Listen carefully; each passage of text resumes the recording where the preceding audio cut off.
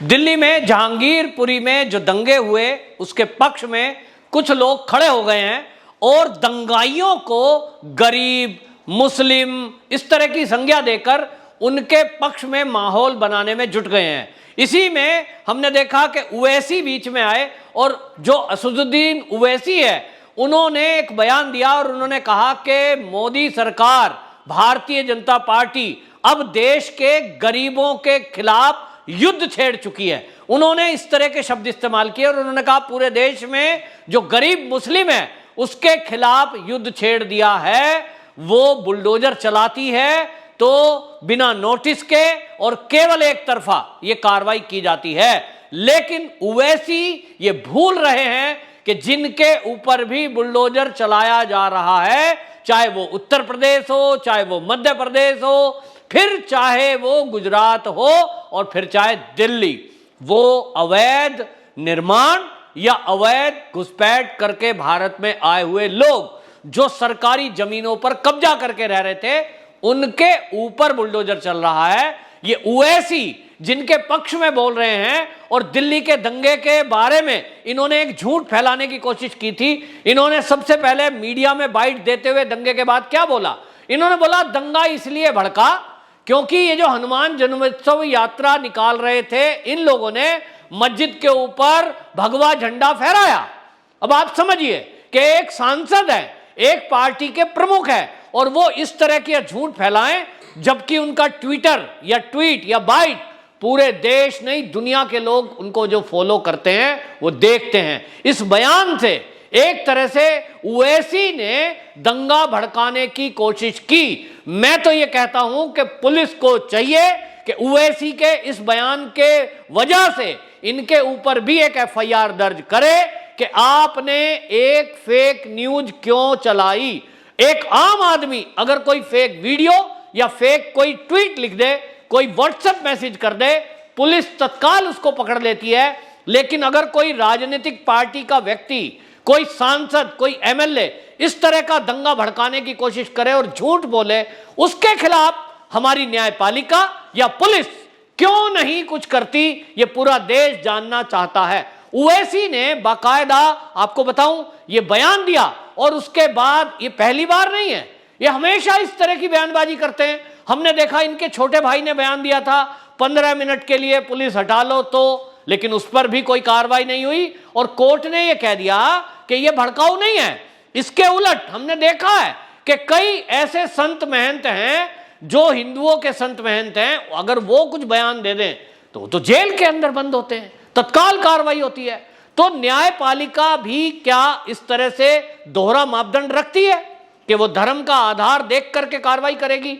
इस तरह से जो उवैसी जैसे नेता हैं अगर ये झूठ फैलाते हैं और ये इनको बेचारा बता रहे हैं, किसी ने ये उवैसी जी से ये नहीं पूछ रहे कि उवैसी जी आप ये बताइए कि जिसको आप बेचारा गरीब बता रहे हैं उसके पास वो पिस्टल कहां से आई जो कम से कम 1.5 लाख रुपए की होती है और वो पिस्टल चला रहा है, सीधा पुलिस को गोली मार रहा है और आप कह रहे हो गरीब बेचारा।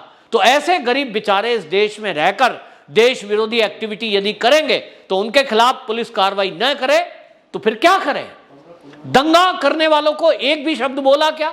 वैसी जी आप मुस्लिम नेता हैं, आप उनका प्रतिनिधित्व करते हैं, आपको अपना वोट बैंक प्यारा लग रहा है, लेकिन क्या आपने एक भी बार ये बोला कि जब देश में कोई लोग शांतिपूर्वक ढंग से रामनवमी का जुलूस निकाल रहे थे, जय श्री राम के नारे लगा रहे थे, जय श्री राम का भजन चला रहे थे, इसी तरह हनुमान जन्मोत्सव पर वो जय बजरंग बली के नारे लगा रहे थे और भजन चल रहे थे, शांतिपूर्वक जुलूस निकल रहा था, वीडियो क्लिप सामने है, अचानक उनके ऊपर पथराव होता है और मोहल्ले वाले लोग मीडिया में बाइट देते हैं कि हमारी मस्जिद के सामने से जय श्री राम बोलोगे, राम के भजन चलाओगे तो हम कैसे सहन करेंगे? आप इस पर क्या कहेंगे कि क्या इस देश का बहुसंख्यक हिंदू अपने ही देश में राम जी का नारा ना लगाए, हनुमान जी का नारा ना लगाए, वो राम जी के भजन ना गाए? आपसे पूछ के करे, कैसा देश चाहते हैं आप? आप ठीक है यहां सभी धर्मों के लोग रहते हैं, किसी दूसरे धर्म का दूसरे से लड़ाई नहीं है।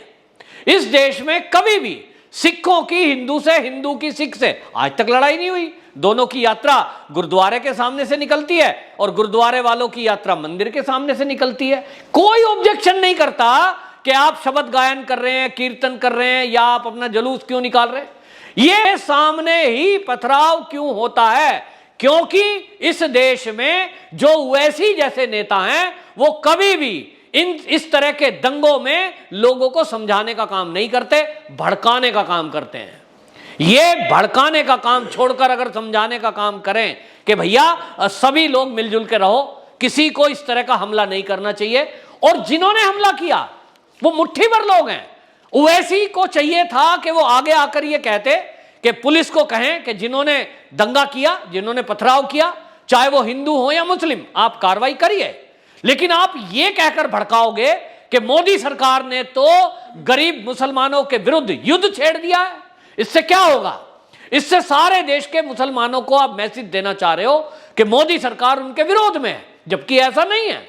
मोदी जी का एक नारा, सबका साथ, सबका विकास, सबका विश्वास। क्या मोदी जी सरकार 2 महीने में 2 बार जो राशन दे रही है वो हिंदू को दे रही है, मुसलमान को नहीं दे रही? क्या आवास जो दिए गए हैं वो मुसलमान को नहीं दिए गए? जो किसान सम्मान निधि है मुस्लिम किसान को नहीं दिए गए? वो ऐसा कुछ भी नहीं है।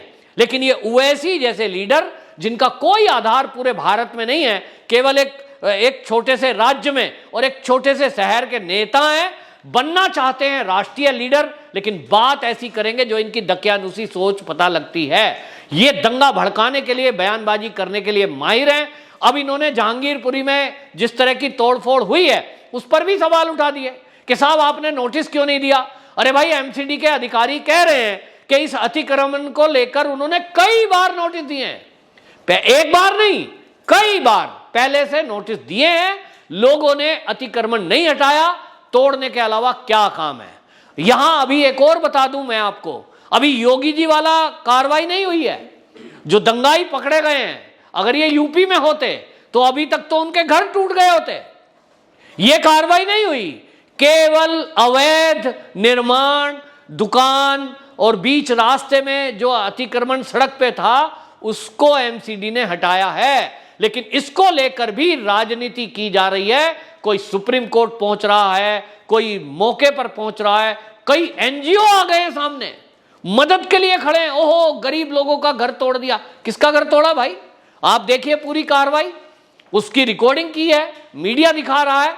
किसी का घर नहीं तोड़ा गया, केवल कुछ दुकानें जिनके आगे टीन शेड थी, जिन्होंने बढ़ाकर बनाया हुआ था, सड़क के ऊपर अपनी दुकान लगाई हुई थी, रास्ता उससे रुक रहा था, वो अतिक्रमण एमसीडी के द्वारा हटाया गया है। अभी तो यूपी एमपी वाली कार्रवाई दिल्ली में हुई नहीं है, लेकिन अभी से ये विपक्ष पूरा जिस तरह से बौखला रहा है, इससे एक बात तो साफ हो गई कि ये जो देश की विपक्षी पार्टियां हैं, इनको देश में शांति नहीं चाहिए। ये हिंदू मुस्लिम भाई भाई के नारे लगवाने वाले नेता ये चाहते ही नहीं है कि दोनों मिलकर के रहें।